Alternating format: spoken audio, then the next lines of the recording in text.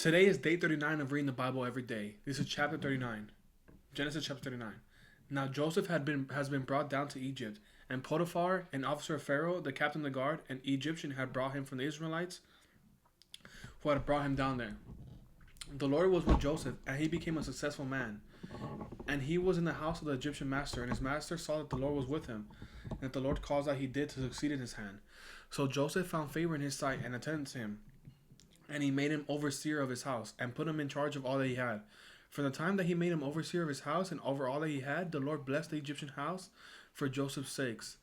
And the blessing of the Lord was on all that he had, in the house and field. So he left all that he had in Joseph's charge. And because of him, he had no concern about anything but the food he ate.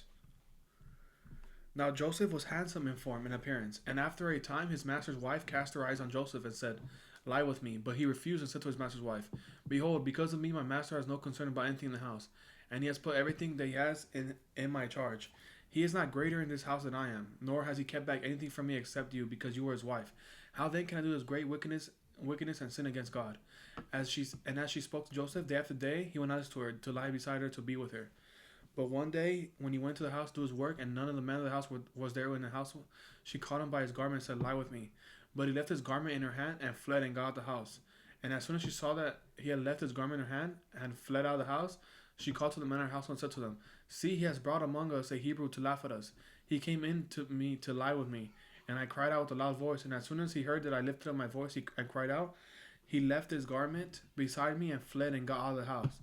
Then she laid up his garment by her until his master came home. And she told him the same story, saying, "The Hebrew servant whom he had brought among us came in to me and to laugh at me. But as soon as I lifted up my voice and cried, he left his garment beside me and fled out of the house." As soon as his master heard the words that his wife spoke to him, "This is the way your servant treated me," his anger kindled. Joseph's master took him and put him in the prison, the place where the king's prisoners were confined, and he was there in the prison. But the Lord was with Joseph and showed him steadfast love and gave him favor in the sight of the keeper of the prison. And the keeper of the prison put Joseph in charge of all the prisoners who were in the prison. Whatever was done there, he was the one who did it. The keeper of the prison paid no attention to anything that was in Joseph's charge, because the Lord was with him, and in whatever he did, the Lord made it succeed. This was day 39 of reading the Bible with day. May Jesus Christ bless you all until tomorrow. Amen.